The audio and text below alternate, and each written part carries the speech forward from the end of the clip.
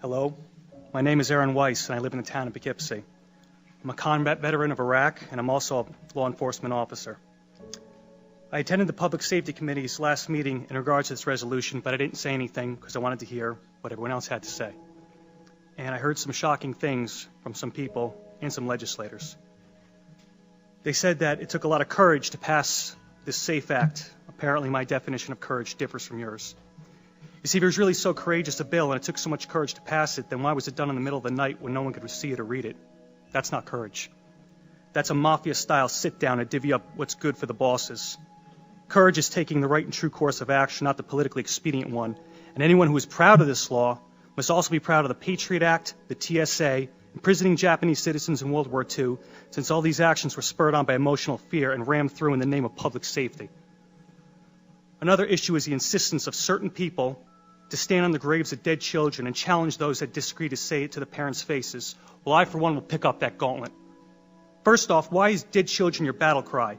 You didn't say anything about the hundreds of Chicago children being killed, and for some reason you only scream when it happens to wealthy white ones.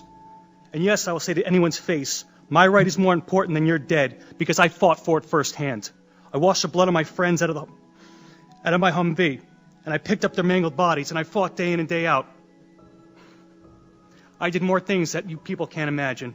So yeah, my right trumps your dead. I earned it in blood.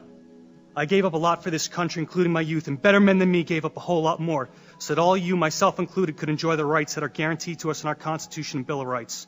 And we didn't go through all that to come back home and watch the surrender of what we fought for happen based on the demented actions of a couple madmen. So in closing, I would like to address specifically the legislators we all know who are going to vote against this resolution. I understand you will vote against this resolution based on some misguided sense of the public good. However, as a law enforcement officer, I'm curious to know about your true resolve. Since voting to take away someone's rights is totally different than being asked to enforce it, I want you to consider this.